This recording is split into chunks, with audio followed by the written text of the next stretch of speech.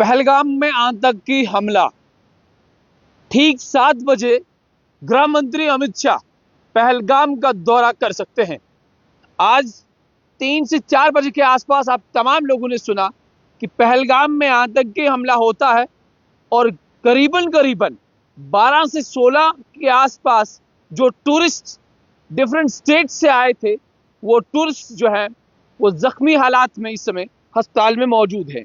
कुछ टूरिस्ट की मेरे पास लिस्ट आई है, मैं जरूर आपको नाम पढ़ के सुनाऊंगा। जिसमें पहला नाम विनय भट्ट, ये गुजरात के रहने वाले हैं। मनिक पटेल, इनकी पुष्टि नहीं हो पाई है कि ये कहाँ के रहने वाले हैं। रेनू पांडे हैं। उसके बाद बाला चंद्रू हैं, ये महाराष्ट्र के रहने वाले हैं। परमेश्वर, ये इनकी पुष्टि नहीं हो पाई है कि ये कहाँ के रहने वाले हैं। अभिजयवन राव, ये कर्नाटक के रहने वाले हैं। उसके बाद अभिजयवन राव, ये कर्नाटक के रहने वाले हैं। संतरू, ये तमिलनाडु के रहने वाले हैं। शशि कुमारी, ये उड़ीसा की रहने वाली हैं। तो कुल मिला के 8 लोगों की लिस्ट जो है वो हमारे पास आई है। ये 8 लोग अभी ज़ेरे इलाज अस्पताल में हैं। उसके अलावा मैंने आपको पहले ही कहा कि 12 से 16 लोग जो है वो शदीद तौर पे इस आतंकी हमले में जख्मी हैं। और उसके बाद इसके अलावा भी बताया जा रहा कि एक की अभी तक मौत हो चुकी है। हालांकि इससे पहले भी हमने कहा था कि बावसूख जराए से जब हमारी बातचीत हुई तो बावसूख जराए ने कहा कि 2 से 3 लोगों की मौत हुई है। मगर अभी तक जो टाइम्स ऑफ इंडिया ने जो डिफरेंट पोर्टल्स हैं या डिफरेंट एजेंसीज हैं, न्यूज एजेंसीज हैं, उनके कहने के मुताबिक या उन्होंने जो अभी तक खबरें छापी हैं उसमें अभी तक बताया गया कि एक ही शख्स की अभी तक मौत हुई है और 12 से 16 लोग जो हैं अभी भी शदीद तौर पे अस्पताल में ज़ेरे इलाज है। तो कहने का मतलब यह है कि जिस तरीके से आज 3 से 4 बजे के आसपास पहलगाम के बेसरन इलाके में आतंकी हमला होता है और आतंकी हमला भी टूरिस्ट के ऊपर होता है। वो टूरिस्ट जो सुबह शाम टूरिज्म के लिए काम करते हैं और टूरिज्म को फरोग देने का काम करते हैं। और जम्मू कश्मीर का बैकबोन अगर किसी को कहा जाता है तो वो टूरिज्म है। टूरिज्म से हमारी इकोनॉमी जनरेट होती है, रेवेन्यू जनरेट होता है। तो क्या इस तरीके से, जिस तरीके से आतंकी हमले यहाँ पे हो रहे हैं, क्या इस तरीके से जम्मू कश्मीर का टूरिज्म एक्सप्लोर हो सकता है? क्या टूरिज्म से रेवेन्यू जनरेट हो भी सकता है या नहीं? आने वाले वक्त में जिस तरीके से अब अमरनाथ के लिए यात्रा चलेगी और यात्रा भी पहलगाम के लिए ही वाया पहलगाम ही जाएगी, तो क्या पहलगाम जो है एक सेफ जोन एरिया माना जाएगा? क्या पहलगाम से टूरिस्ट जो है वो डिफरेंट जगहों पे जाएगा?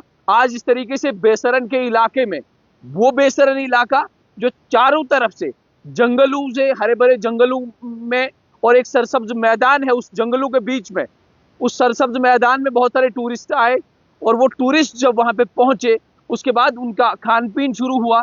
अचानक से आतंकी हमला होता है। कुछ आतंकवादी वहां पे फायर ओपन करते हैं और फायर ओपन करने के बाद आपने सूरत हाल वहां पे देखी। एक महिला किस तरीके से अपने पति के सामने बैठी हुई और उनका हस्बैंड जो है खून से लथपथ हो चुका था और वो बार बार चीख रही थी, चिल्ला रही थी कि मेरे हस्बैंड को कोई इस समय बचाए।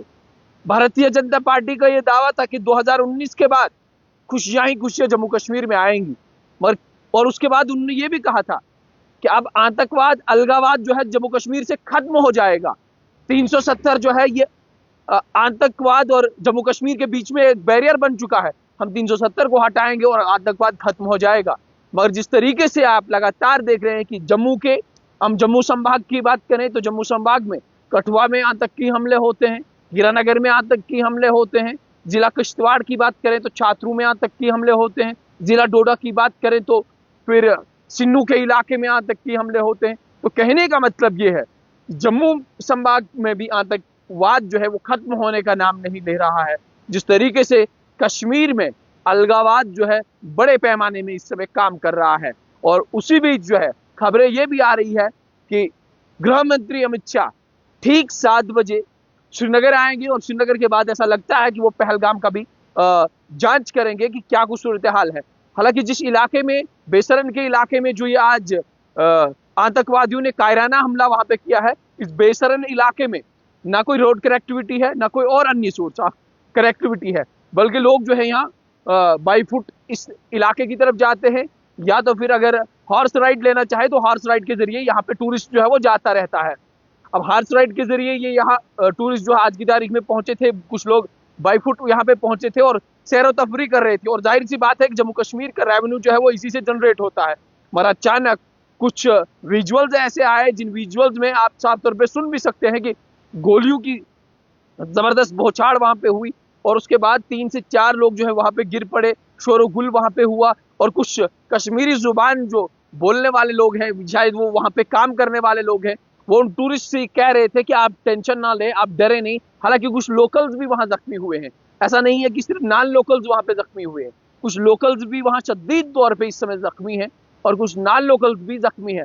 हालांकि जब डॉक्टर से भी स्ट्रेट लाइन ने बातचीत करने की कोशिश की तो डॉक्टर ने कहा कि जो लोग शदीद तौर पे यहाँ पे जख्मी थे वो अब स्टेबल हैं, वो इम्प्रूव, उनकी सेहत जो है अब इम्प्रूव होती जा रही है। मगर खबर ये कि एक नॉन लोकल, एक टूरिस्ट जो है उसने अपनी जिंदगी की जंग जो है वो हार ली है, उनकी डेथ हो चुकी है और बाकी 16 से 17 लोग जो हैं, वो 12 से 16 लोग जो हैं ये शदीद तौर पे जख्मी हैं। तो जिस तरीके से बताया ये गया था कि जम्मू कश्मीर में आप अमन का माहौल होगा, शांति का माहौल होगा, मगर अमन और शांति किस तरीके की है ये आप सभी लोग जानते हैं। लगातार आतंकवाद जो है दिन ब दिन जम्मू के अंदर, कश्मीर के अंदर अपने कदम जो है वो फिर से एक बार जमा रहा है और जिस तरीके से आज पहलगाम के इलाके में और उस इलाके में, जिस इलाके में कल तक शांति थी, आज उस इलाके में भी आतंकियों ने एक बार हमला बोल दिया और टूरिस्ट के ऊपर ये कायराना हमला कर दिया।